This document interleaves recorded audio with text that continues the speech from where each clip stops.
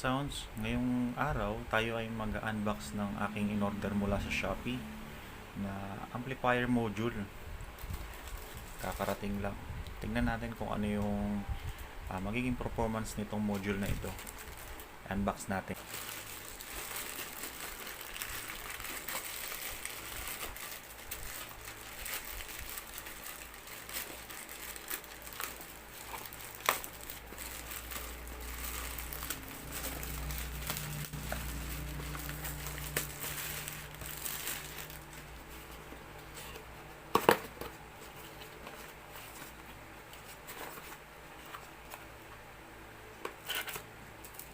Kasama ang remote control,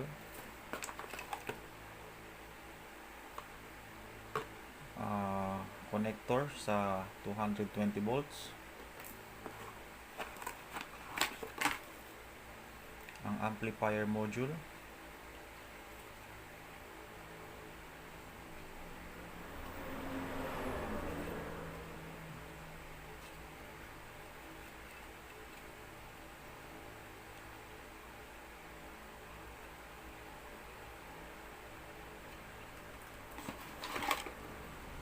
mga connectors para sa speaker at para sa 12 to 24 volts.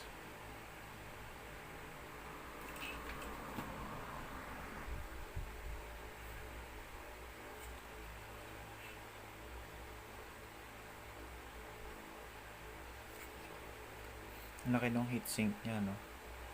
Parang buong katawan niya nabalutan ng heatsink. May dalawa siyang terminal, ito sa output ng audio, tas ito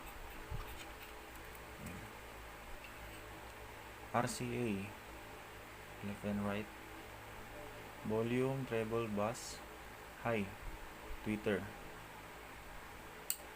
switch on and off, USB port, micro USB,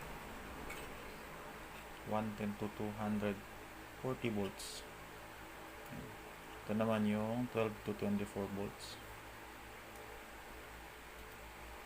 Selector, next, previews, tapos play and pause. Gagamitin natin yung luma natin na JBL Class A. Babaklasin ko muna.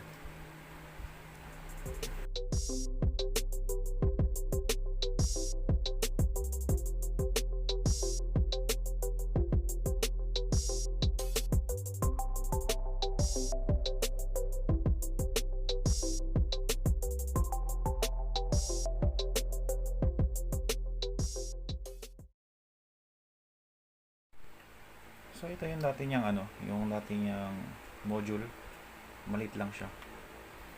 Yung speaker na to is, sabi dun sa specs nung binili ko to, is 10 watts kada isa, full range. Ito, bala ko sana ikabit sa motor. Try ko kung matipid siya.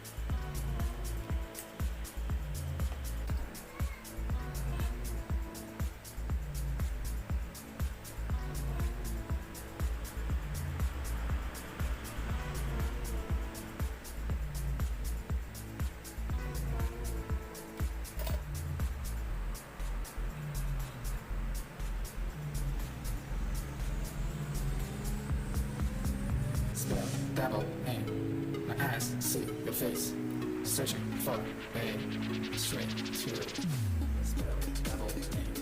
My eyes see your face, searching for a straight to space.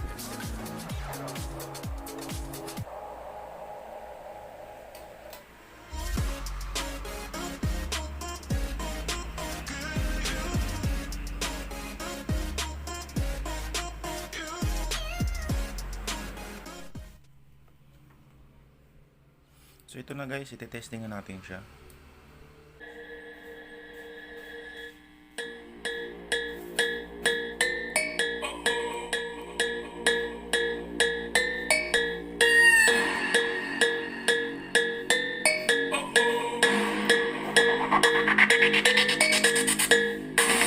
The girl them skill artist. Thunderball, some give it up, some give it up, some give it up to our girl. 5 million and 40 naughty shorty. Baby girl, all my girls, all my girls. Thunderball say, well, come on the way this time. Cool, I wanna be keeping you warm. I got the right temperature, get shit than you from the storm. Hold on, girl, I got the right tactics to turn you on. And girl, I'm in a papa, you can be the mom.